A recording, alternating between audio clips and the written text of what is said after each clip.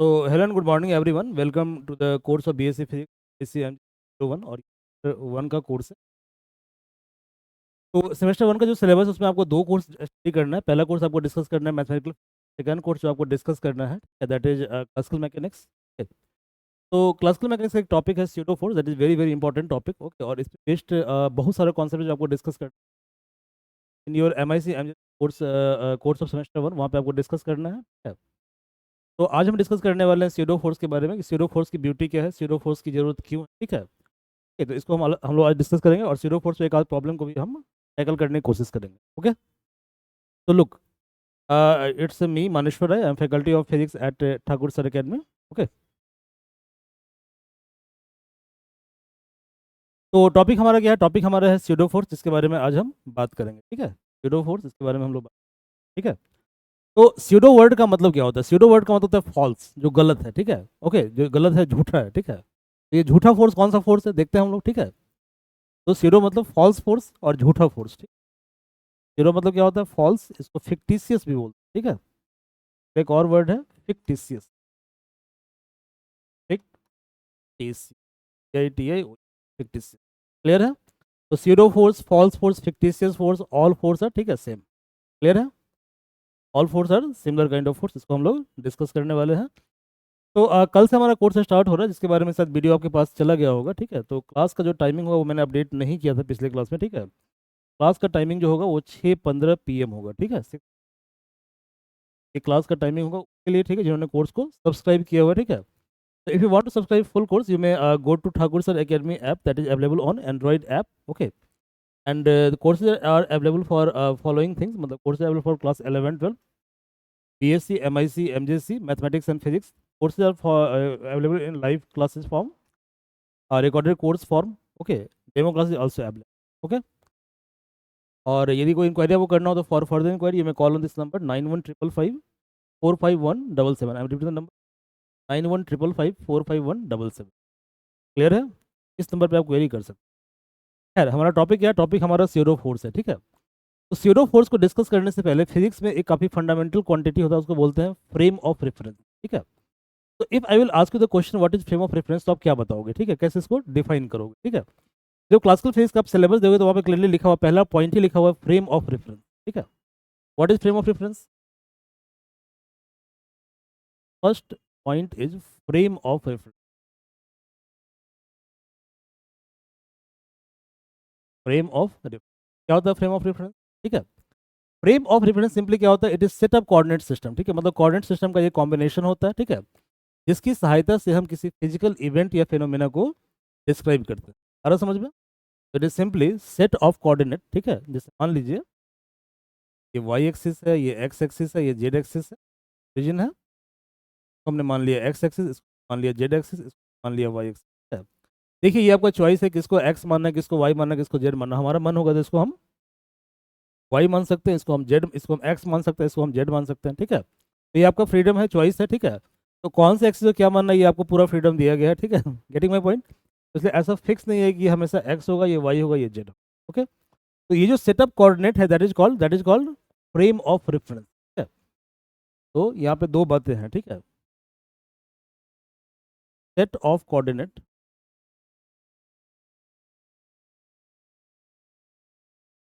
Set of coordinate, set of coordinate क्या है? X Y Z, यही तीन कोऑर्डिनेट क्या कहते हैं, मतलब कोऑर्डिनेट होता है। एक्स वाई और जेड, यही तीन सेट होता है कोऑर्डिनेट का, सेट ऑफ कोऑर्डिनेट, जिसके द्वारा, ठीक है, यूज टू डिस्क्राइब, इसकी सहायता से हम क्या करते हैं? डिस्क्राइब करते हैं। क्या डिस्क्राइब करते हैं? फिजिकल इवेंट और फेनोमेना। ठीक है, फिजिकल इवेंट और फेनोमेना, फिजिकल इवेंट और फेनोमेना।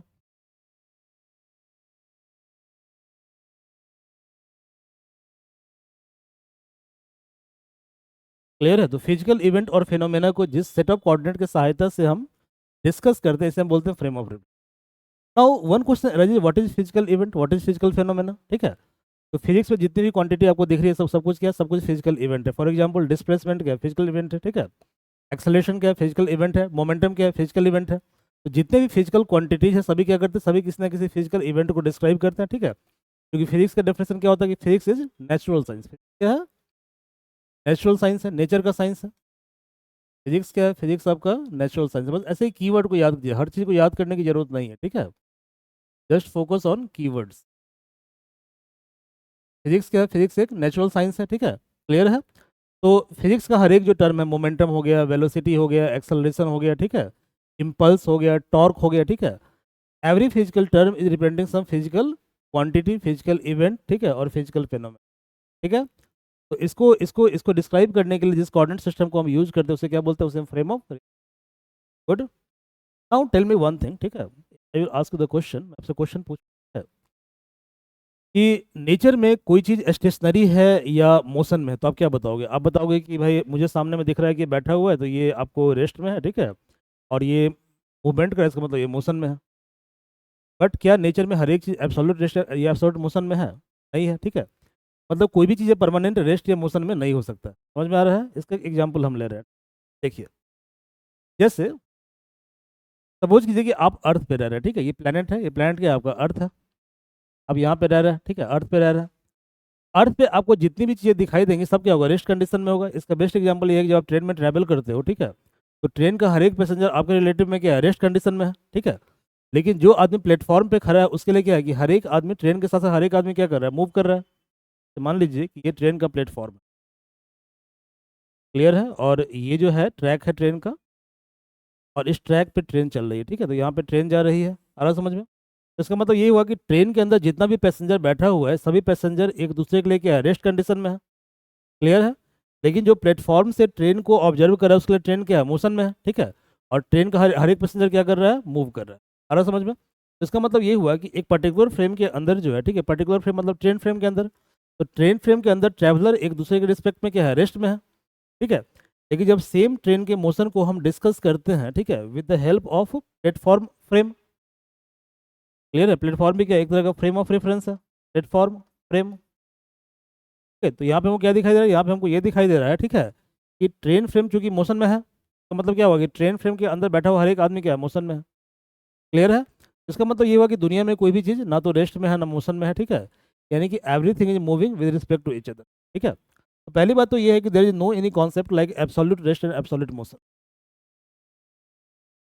एब्सोल्यूट रेस्ट और एब्सोल्यूट मोशन ये बिल्कुल रबिश कॉन्सेप्ट है। क्या कॉन्सेप्ट है? रवीश जी नहीं है, रवीश जी महान आदमी है, ठीक है भाई, रबिश फालतू कॉन्सेप्ट है, ठीक है। Absolute rest absolute motion it is rubbish concept, फालतू कॉन्सेप्ट।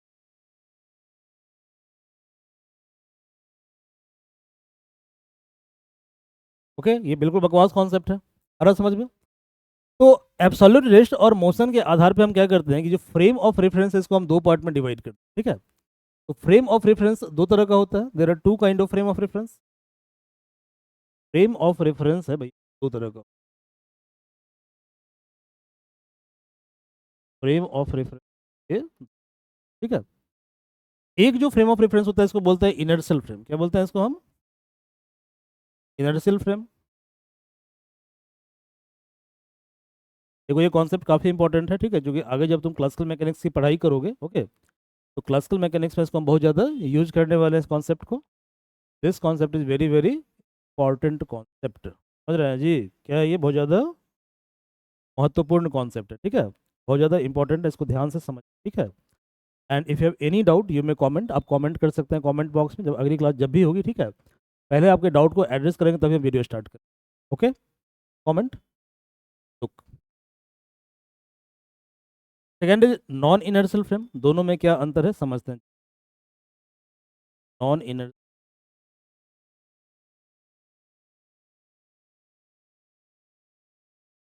देखिए जो इनर्शियल फ्रेम होता है उसको रेस्ट फ्रेम बोलते हैं। क्या बोलते हैं? Rest frame. कैसा फ्रेम? Rest frame. तो कोई भी फ्रेम जो रेस्ट फ्रेम है उसको बोलते हैं इनर्शियल फ्रेम। कैसा फ्रेम बोलते हैं? Inertial frame. तो पहले हम समझते हैं कि इनर्शियल फ्रेम की क्या खास खास बात। इनर्शियल, देखिए इनर्शियल जो है ना ये इनर्सिया वर्ड से बना है, इनर्सिया वर्ड से बना है, ठीक है, इनर्सिया वर्ड से बना है, ठीक है। तो इनर्शियल बना है इनर्सिया वर्ड से, आ रहा समझ में? इनर्शिया क्या होता है? इनर्शिया ये होता है, आपने पढ़ा है न्यूटन का फर्स्ट लॉ, तो न्यूटन का जो फर्स्ट लॉ है, पहला नियम है, ठीक है, वो लॉ ऑफ इनर्शिया को डिफाइन करता है, ठीक है। तो इनर्शिया का मतलब क्या होता है कि यदि कोई ऑब्जेक्ट रेस्ट में है तो रेस्ट में रहेगा, ये पहला कंडीशन है, ठीक है। तो इनर्शिया का पहला कंडीशन ये है भैया कि देखो ऑब्जेक्ट जब रेस्ट में तो क्या होगा, रेस्ट में रहेगा, यदि ऑब्जेक्ट रेस्ट में है तो रेस्ट में रहेगा, इनर्शिया का पहला कंडीशन है। क्लियर है? लॉ ऑफ इनर्शिया का सेकंड लॉ ये कहता है कि यदि कोई ऑब्जेक्ट कांस्टेंट वेलोसिटी से मूव कर रहा है, ठीक है, तो उसका वेलोसिटी तब तक कांस्टेंट होगा जब तक हम एक्सटर्नल फोर्स नहीं लगाते हैं। इसका मतलब क्या हुआ कि यदि वेलोसिटी कांस्टेंट है, वेलोसिटी क्या है तुम्हारा, कांस्टेंट है, तो वेलोसिटी कांस्टेंट होने का मतलब क्या है, इसका मतलब ये है कि वेलोसिटी चेंज नहीं हो रहा है, ठीक है। इसका मतलब ये हुआ कि यदि मान लो कि हमने यहाँ पे एक टाइम क्लॉक लगा दी, ठीक है, यदि वेलोसिटी v1 की वैल्यू 20 मीटर पर सेकेंड है, ठीक है, कितने टाइम पे, मान लो t इक्वल टू 1.0 सेकेंड पे, और वेलोसिटी v, ठीक है, इसकी वैल्यू कितनी है, 20 मीटर पर सेकेंड है, कितने टाइम पे, तो t इक्वल टू 10 सेकेंड पे। क्लियर है? तो यहाँ पे क्या हो रहा है कि टाइम के साथ वेलोसिटी में ट्रांसफॉर्मेशन नहीं हो रहा है, वेलोसिटी चेंज नहीं हो रहा है, ठीक है। तो इस तरह के वेलोसिटी को बोलते हैं कांस्टेंट वेलोसिटी या यूनिफॉर्म वेलोसिटी। क्लियर है? जब वेलोसिटी कांस्टेंट होगा तो निकाल लो एक्सेलरेशन कितना होगा। एक्सेलरेशन क्या होता है बताओ? तो एक्सेलरेशन होता है change in velocity, rate of change of velocity, delta V by delta T. Delta V कितना है भैया, V two minus V one by T two minus T one. V two कितना है 20 और वी वन कितना है 20, 20 माइनस 20 कितना होगा बताओ, इन्फिनिटी होगा, है ना, जीरो नहीं होगा, ठीक है। ये हो गया zero by T two minus T one 10, zero by 10 कितना होगा, इन्फिनिटी होगा, नहीं होगा ना, जीरो बाई 10 होगा जीरो, ठीक है, कितना होगा जीरो, जीरो बाई 10 क्या होगा जीरो, ठीक है। तो एक्सेलरेशन क्या है, जीरो है। तो इनर्शियल फ्रेम क्या होगा, या तो वो रेस्ट में होगा, अदरवाइज क्या करेगा, वो यूनिफॉर्म स्पीड से मूव करेगा, ठीक है, यूनिफॉर्म वेलोसिटी से मूव कर रहा है जी, यूनिफॉर्म वेलोसिटी से मूव। क्लियर है? तो जब वेलोसिटी यूनिफॉर्म है या ऑब्जेक्ट आराम से बैठा हुआ है, ठीक है, दोनों केस में एक्सेलरेशन क्या है, जीरो है, ठीक है। तो in both the cases acceleration is zero. देखो यहाँ पर भी एक्सेलरेशन क्या है तुम्हारा, जीरो है, और यहाँ पर भी एक्सेलरेशन क्या है तुम्हारा, जीरो है। तो बोथ केसेस एक्सेलरेशन क्या है तुम्हारा, जीरो है, ठीक है। तो इनर्शियल फ्रेम और दोज फ्रेम जिसका एक्सेलरेशन क्या होता है, जीरो होता है। अभी आप मोटा मोटी इतना याद, ठीक है। यानी कि इनर्शियल फ्रेम का सिंपल मतलब ये होता है कि ऐसा फ्रेम है जहाँ पे एक्सेलरेशन जीरो होगा, ठीक है, it is non accelerating frame. कैसा फ्रेम है ये, नॉन एक्सेलरेटिंग फ्रेम है, ठीक है। अगला कौन सा फ्रेम है भैया, तो अगला फ्रेम है आपका नॉन इनर्शियल फ्रेम है, नॉन इनर्शियल फ्रेम। ये क्या होता है देखो भाई, नॉन इनर्शियल। अब ये कैसा फ्रेम है, ठीक है, नॉन इनर्शियल, नॉन इनर्शियल। तो जो इनर्शिया को फॉलो नहीं करता है, मतलब नो इनर्शिया, नो इनर्शिया का मतलब क्या हुआ, इसका मतलब ये हुआ कि ऑब्जेक्ट रेस्ट में है ही नहीं, ठीक है, ऑब्जेक्ट का वेलोसिटी यूनिफॉर्म है ही नहीं, ठीक है। तो जब ऑब्जेक्ट का वेलोसिटी क्या होगा, टाइम के साथ चेंज होगा, तो एक्सेलरेशन क्या होगा, एक्सेलरेशन का वैल्यू नॉन जीरो होगा। आ रहा समझ में, ठीक है। इसका मतलब ये हुआ, देखो मेरे भाई, v1 कितना है 20 मीटर पर सेकंड, कितना टाइम पे है सही है, 1.0 सेकंड, कहाँ पे 1.0, कुछ गया, देखिए यहाँ पे v2 कितना है 100 मीटर पर सेकंड, कितना टाइम पे है, 11 सेकंड, सेकंड पे है, 11 सेकंड पे। आपको फार्मूला पता है ना एक्सेलरेशन का क्या होता है, एक्सेलरेशन का फार्मूला होता है two minus V one by T two minus T होता है, V two minus V one by T two minus T one. V two कितना है बताइए, 100 है, कितना है 100 है ना, 100 - 20 बट्टा टी टू कितना है 11 माइनस एक, समझ गया? 100 - 20 कितना होगा बताओ, 80, कितना होगा 80, ये हो गया तुम्हारा 80/10, कितना हो जाएगा, जीरो जीरो कट गया, 8 मीटर पर सेकंड स्क्वायर। क्या ये एक्सेलरेशन जीरो है, जीरो नहीं है, इसको बोलेंगे नॉन एक्सेलरेट, बोलेंगे नॉन एक्सेलरेट, नॉन, तो नो इनर्शिया, इनर्शिया नहीं है, नहीं है तो उसको क्या बोलते हैं, non inertial frame. Now tell me one thing, ठीक है, अब मुझे एक बात बताओ कि जब हम डेफिनेशन को यूनिवर्सलाइज करते हैं, मतलब पूरे यूनिवर्स में हम देखें, ठीक है, तो क्या पूरे यूनिवर्स के अंदर हर एक चीज रेस्ट में है, बताओ। तो यूनिवर्स में कोई भी चीज़ रेस्ट में नहीं, हर एक चीज़ रिलेटिव मोशन में। से तुमको लगता है कि तुम अर्थ पे बैठे हो और तुम रेस्ट कंडीशन में हो, ठीक है। बट मान लो हम सेटेलाइट चले जाए मून पे, मेरा मन है मून पे चले जाएंगे, क्या दिक्कत है तुमको? दिक्कत है? No problem. तो यदि हम मून पे चले जाए तो क्या मून की तुलना में हमें क्या दिखाई देगा? मून की तुलना में हमको दिखाई देगा कि अर्थ पे हर एक चीज़ क्या कर रहा है, मोशन में जा रहा है, हर एक चीज़ मूव कर रहा है। चलो मून पे जाना है, खर्चा ज़्यादा हो जाएगा, प्लेन पे चले जाओ, ठीक है। तो हम चले गए प्लेन पे। अब जब प्लेन से तुम उड़ोगे तो प्लेन में जो तुम साइड वाली खिड़की में बैठे हुए, प्लेन से तुम नीचे देखो, तुमको क्या दिखाई? तुमको दिखाई दे रहा है कि तुम्हारा प्लेन जो है, ठीक है, रेस्ट में है। क्लियर है? लेकिन प्लेन के तुलना में अर्थ पे हर एक पार्टिकल क्या है, प्लेन के पीछे पीछे भाग रहा है। Getting my point? यानी कहने का मतलब ये जो कॉन्सेप्ट है बिल्कुल रबिश कॉन्सेप्ट है। कौन सा कॉन्सेप्ट? Inertial frame concept. तो no one frame is at rest in the nature. Clear है? And no one frame is moving with uniform velocity. तो हर एक फ्रेम क्या कर रहा है? हर एक फ्रेम आपको जो है, ठीक है, मूव कर रहा है विथ सम एक्सेलरेशन, ठीक है। इसका मतलब ये है कि कुछ नोटिस, ठीक है।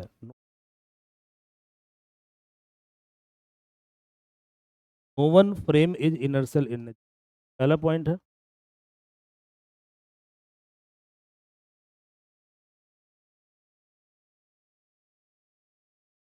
इनर्शियल इन नेचर, ये पहला पॉइंट है। तो हमने ऐसा मान लिया कि अर्थ क्या है, अर्थ को हमने मान लिया कि इनर्शियल है, ठीक है। तो जब भी अर्थ पर बैठ के हम कोई कैलकुलेशन करेंगे, प्रैक्टिकली पॉसिबल नहीं है, ठीक है, समझ में आ रहा है? तो प्रैक्टिकली क्या है? Practically no one frame is inertial in nature. But earth के ऊपर बैठ कर जब हम कैलकुलेशन करेंगे तो ऐसा मान लेंगे कि अर्थ क्या है? अर्थ एक एज्यूम्ड इनर, ठीक है। अर्थ क्या है भैया?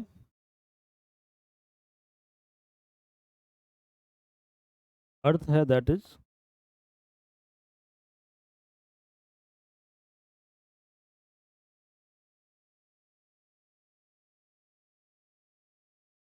Assumed inertial frame.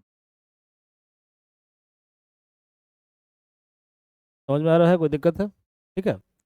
अब यहाँ से एक कॉन्सेप्ट हम डिराइव करेंगे, that is concept of pseudo force. Pseudo force क्या होता है, ठीक है। यहाँ पे एक बात नोटिस करने की जरूरत है कि जो न्यूटन का लॉ है, न्यूटन का लॉ, ठीक है, वो वैलिड नहीं होता है कौन से फ्रेम के अंदर? नॉन इनर्शियल फ्रेम के अंदर। ओके, बट प्रैक्टिकल थिंग क्या है? प्रैक्टिकल थिंग है कि all frames are non inertial in nature, no one frame is inertial in nature. इसका मतलब क्या है? इसका मतलब न्यूटन का लॉ ही गलत है। समझ में आ रहा है? देखो भैया, न्यूटन का लॉ गलत, न्यूटन बहुत महान साइंटिस्ट है, ठीक है। इतने महान साइंटिस्ट को करेक्ट करने के लिए हमने क्या किया? हमने गलत फोर्स लगा दिया, that is called zero force, ठीक है। न्यूटन इज ग्रेटेस्ट अमंग, क्या कहते हैं, ग्रेट ग्रेट साइंटिस्ट। चलिए भैया देखिए, क्या है भैया सीरो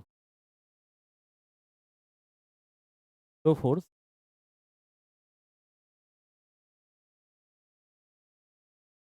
ठीक है। सबसे पहले हमने क्या किया? सबसे पहले हम दो फ्रेम ड्रॉ करेंगे। कितना फ्रेम ड्रॉ करेंगे? दो फ्रेम। तो दोनों फ्रेम के लिए दो अलग अलग कलरों का हम इस्तेमाल करेंगे, ठीक है। पहले के लिए हमने यूज किया वाइट कलर, ये पहला फ्रेम है, ठीक है। और हम 2D में लेते हैं, 3D में लेंगे तो फिर कॉम्प्लेक्सिटी बढ़ जाएगा, मतलब डायग्राम बनाना कॉम्प्लेक्स हो जाएगा, ठीक है। क्लियर है? वैसे तुम बोलोगे तो हम 3D में ले सकते हैं, कोई दिक्कत नहीं है, ठीक है? चलो 3D में ले लेते हैं। 3D में ले लेते हैं, क्या कॉम्प्लेक्स हो, क्या डरना? Why are you getting feared by complex things?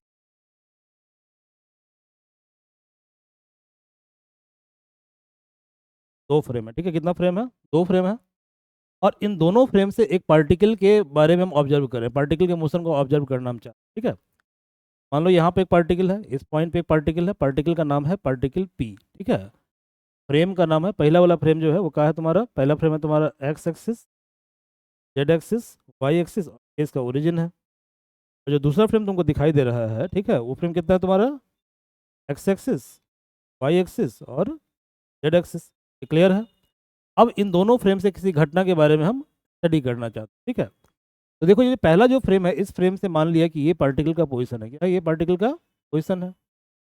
ये पहले फ्रेम से पोजीशन, ठीक है, सॉरी सेकंड फ्रेम से पोजीशन, वेरी सॉरी, ठीक है। ये देखो, ये एक्स डैश वाई डैश और जेड डैश होगा, जो एक्स वाई जेड। जो सेकंड फ्रेम है वहां से पार्टिकल का पोजीशन जो है, ठीक है, उसको हमने मान लिया ये है, ठीक है, ये है ओ डैश है, ठीक है, ओ डैश पी है और ये आपका ओ पी है। और ये जो फ्रेम है, फ्रेम इसका जो पोजीशन है पहले फ्रेम के तुलना में, यहाँ डायग्राम क्लियर नहीं बना, इसको अलग से हम बना। देखो, पहला पहला तुम्हारा ये वेक्टर है, ये वेक्टर ओ ओ डैश, पहला वेक्टर तुम्हारा है ओ, पहला है ओ डैश। क्लियर है? O dash. सेकेंड वेक्टर तुम्हारा क्या है? सेकेंड वेक्टर है ओ पी, क्या है? O P. Second vector O P है। और तीसरा वेक्टर क्या है? तीसरा वेक्टर है ओ डैश पी। तीसरा वेक्टर है ओ डैश पी। बराबर कर दिए जी। क्या है ये क्लियर है भाई, यहाँ तक कोई दिक्कत नहीं है। तो ये जो आपको दिख रहा है ओपी ये क्या है, ये है पार्टिकल पी का position with respect to frame S, तो मान लेते हैं एस फ्रेम और इसको मान लेते हैं एस डैश फ्रेम। इसको आप लिख सकते हो position of particle P with respect to frame S. ये जो आपको दिख रहा है ओ डैश पी, क्या दिख रहा है ओ डैश पी, ये है position of particle P with respect to frame S dash, ये था P with respect to S, ये है आपका R P S dash. Clear है। और ये जो ओ डैश दिख रहा है ओ डैश, ये है फ्रेम का पोजीशन, ठीक है, with respect to this frame. ये तुम्हारा कितना है, ये तुम्हारा R S dash S. Clear है, आर एस डैश। क्लियर है, समझ में आ रहा है कि नहीं आ रहा है? देखिए यहाँ पे थोड़ा सा बुद्धि और लगाना है। क्या बुद्धि लगाना है? बुद्धि आपको ये लगाना है कि हमने मान लिया कि ये जो फ्रेम है, ये फ्रेम क्या है, रेस्ट में, ठीक है, और ये फ्रेम क्या क्या, क्या कर रहा है, मूव कर रहा है। यदि ये फ्रेम रेस्ट में है तो ये कौन सा फ्रेम होगा बताओ? अब जानते हो कि rest frame is called inertial frame. ये कैसा फ्रेम है भैया? ये है आपका इनर्शियल, रेस्ट फ्रेम है, इनर्शियल फ्रेम है। और इस फ्रेम के रिस्पेक्ट पे ये फ्रेम क्या कर रहा है, ट्रैवल कर रहा है, ठीक है, दिस फ्रेम इज ट्रैवलिंग। ये कैसा फ्रेम है, ये फ्रेम आपका है नन इनर फ्रेम है, नन इनर। यहीं पे लगेगा सूडो फोर्स, क्या लगेगा, सूडो नहीं बोलते हैं, स्यूडो बोलते हैं। क्या बोलते हैं जी? क्लियर है, अभी हम देखेंगे स्यूडो फोर्स क्या, ठीक है। Now if you will see this triangle, इस ट्रायंगल को आप ध्यान से देखोगे, ठीक है, तो आप ट्रायंगल लॉ से जानते हो कि this vector plus this vector equal to this vector. Triangle law से आप जानते हो ना, क्या जानते हो? ये वेक्टर प्लस ये वेक्टर बराबर क्या होता है, ये वेक्टर होता है। देखो भैया, हम ट्रायंगल लॉ ऑफ वेक्टर, ये आप पढ़े होगे बहुत पहले, ठीक है, लॉ ऑफ ट्रेडिशन।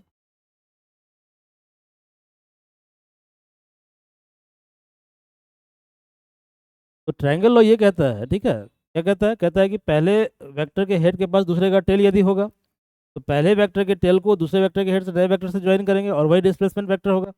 मतलब कहता है वो कि ये जो वेक्टर आपका है आर एस डैश एस, ठीक है, ये जो वेक्टर है आर पी एस डैश, ये आर पी एस होगा। ये सिंपली कह रहा है कि आर पी एस की जो वैल्यू होगी, मतलब कि displacement of particle P with respect to frame S जो होगा, क्लियर है, वो कितना होगा, displacement of frame S dash with respect to S plus displacement of particle P with respect to frame. यहाँ तक कोई दिक्कत है? समझ में आ रहा है कि नहीं आ रहा है, बताइए। अब सिंपली क्या करना है कि ये आपका डिस्प्लेसमेंट है, क्या है, ये डिस्प्लेसमेंट इक्वेशन है। तो यदि ये डिस्प्लेसमेंट इक्वेशन है और इसको हम टाइम के रिस्पेक्ट में डिफ्रेंशिएट कर दें, तो आप जानते हो कि D R by D T क्या होता है, वेलोसिटी होता है। क्या होता है? वेलोसिटी होता है ना? तो याद कर लीजिए, ठीक है, वेरी वेरी इंपॉर्टेंट। क्या याद करना है, देखिए भाई, अदरवाइज चेंज हो गया भाई। वेलोसिटी v क्या होता है, वेलोसिटी v होता है displacement by time, D R by D T. Clear है। एक्सेलेरेशन क्या होता है, एक्सेलेरेशन होता है D V by D T, ठीक है, तो कितना होता है ये डी वी। ये दो चीज़ आपको ध्यान में रखना है, ठीक है भाई। तो देखो, यदि हम इक्वेशन फर्स्ट को डिफरेंशिएट करते हैं, आपको मैं एक ट्रिक बताता हूँ यहाँ पे, ध्यान दीजिए, ठीक है। डिफरेंशिएटिंग इक्वेशन, चलो ट्रिक नहीं बताऊंगा क्योंकि तुम अभी जस्ट 11 12 पास किए होगे, ठीक है। ट्रिक बता देंगे तो लोग घबरा जाओगे, बोलोगे सब्जेक्ट भारी है, ठीक है। ओके, थोड़ा पढ़ लो पहले, थोड़ा सा रिलैक्स हो जाओ, जब बढ़िया समझ लोगे फिर आप ट्रिक बता। जैसे इतनी जो सारी चीज़ें मैंने इतना बकवास किया इतना देर, ठीक है, मैं इसी को समराइज कर सकता हूँ कि 10 मिनट में, इसके लिए जो नेट की तैयारी। ओके, बट आप जस्ट +2 पास किए हो तो आपके लिए हम इतना फास्ट ही नहीं चलेंगे, ठीक है। क्लियर है, तो आपके लिए हम चलेंगे थोड़ा स्लो स्लो पेस में चलेंगे। तो हमने सिंपली क्या किया कि इसको डिफ्रेंशिएट कर दिया, D R by D T, क्या किया हमने, इसको D R by D T कर दिया, ठीक है। तो differentiating equation first with respect to time, we have D upon D T R P S,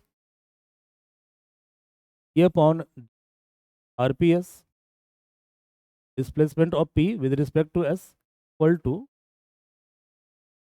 D upon D T displacement of S dash with respect to S plus D upon D T displacement of P with respect to S dash. Clear है। तुम जानते हो कि D R by D T क्या होता है, velocity होता है। तो देयर फॉर तुम लिख सकते हो कि velocity of P respect to frame S बराबर velocity of S dash with respect to S plus velocity of respect. तो आप मान लीजिए इक्वेशन नंबर 2, क्या इसको क्वेश्चन नंबर 2 मान लीजिए, इक्वेशन नंबर क्लियर है, 2 मान लीजिए। अब देखिए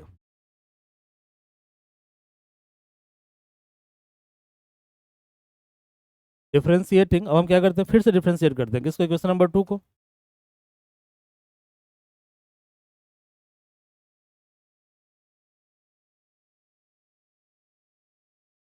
with respect to time, time, ठीक है, क्या होगा बताओ। अब क्या होगा, D upon D T V P S, D upon D T P S बराबर हो गया डी अपॉन डी टी, ठीक है, डी अपॉन डी टी की S dash S plus D upon D T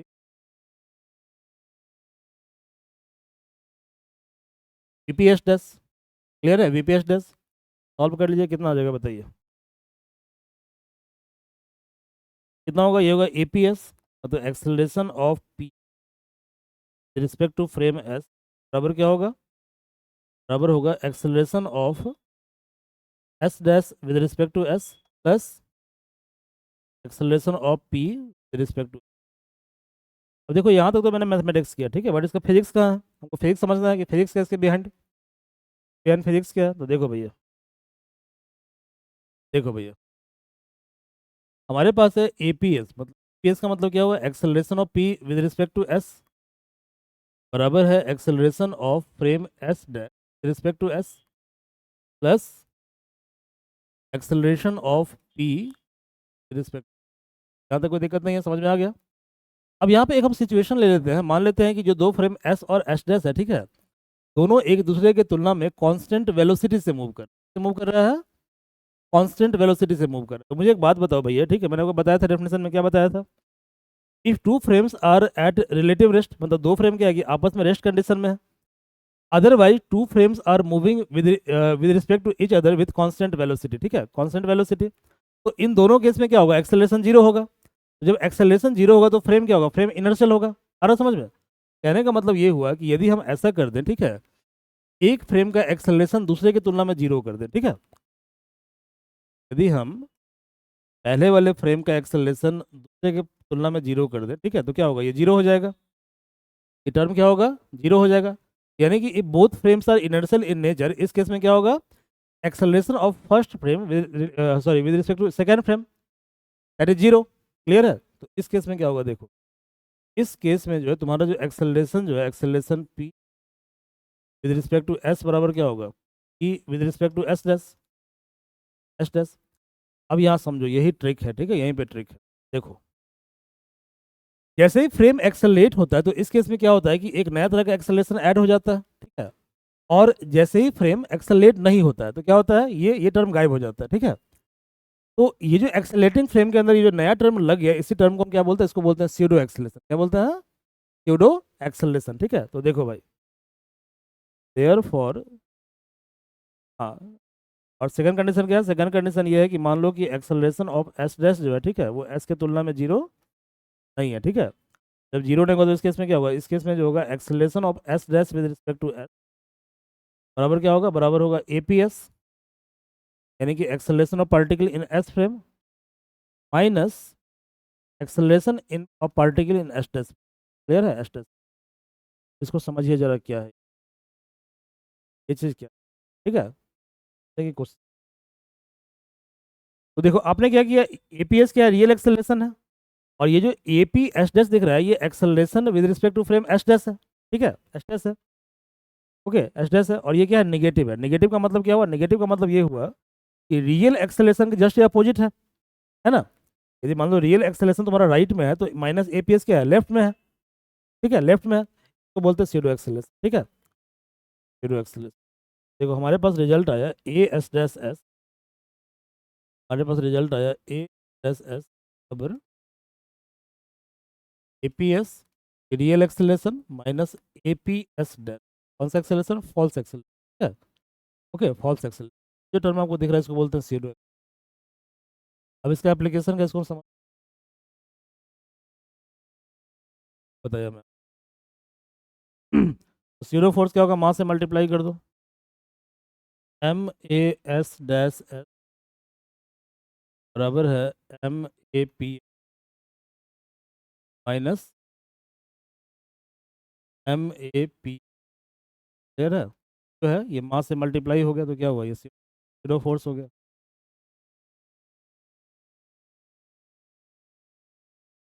क्या सीडो फोर्स, इसको समझने की कोशिश करें जरा आप, ठीक है? मान लीजिए कि एक प्रॉब्लम है, एक न्यूमेरिकल हम सॉल्व करने की कोशिश कर रहे हैं। मान लीजिए कि ये गाड़ी है, ठीक है? या मान लीजिए एक रोड है, ठीक है? रोड है, रोड पर एक गाड़ी चल रहा है।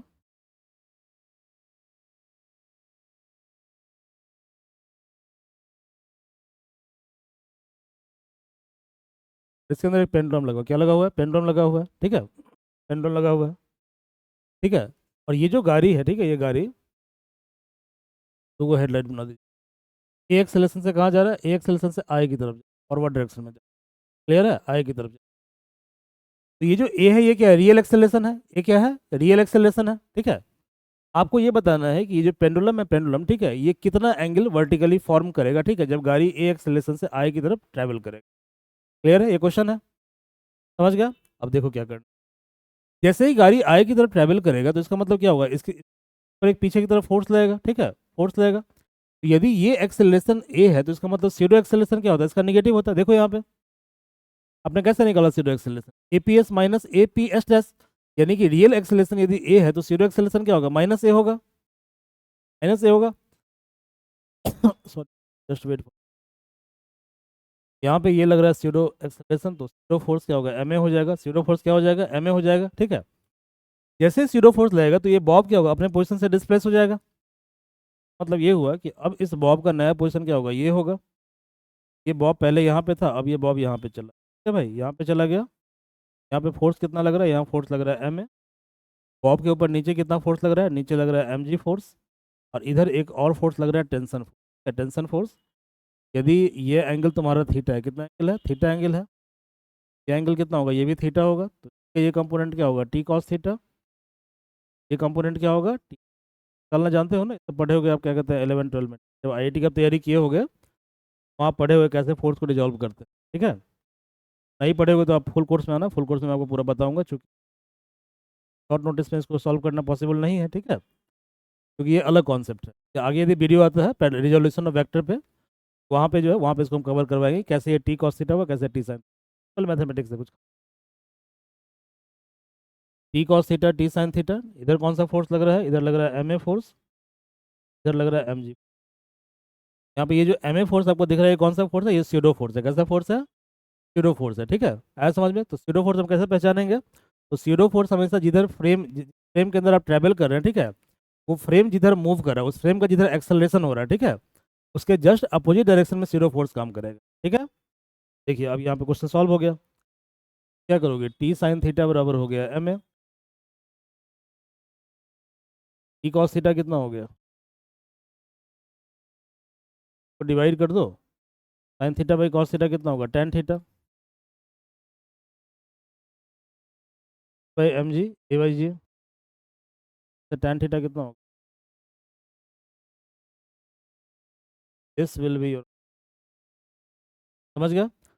तो ऐसे ही और भी छोटे छोटे टॉपिक हम लेकर आएंगे ग्रेजुअली। तो कल से आपका कोर्स स्टार्ट हो रहा है। कोर्स का टाइम कितना है, बजे है? आप ऐप पर कोर्स के बारे में जाकर देख सकते हो, ठीक है? कोर्स का टाइम है 6:15 PM, 6:15 PM। कल से कोर्स स्टार्ट हो रहा है, 6:13, वही वही आसपास है। तुम्हें go to Thakur sir academy app, वहाँ पे जाइए, आप कोर्स को परचेज कीजिए, ओके? और ऐसे छोटे छोटे टॉपिक को लेकर हम ग्रेजुअली यूट्यूब पे आते रहेंगे। Thank you.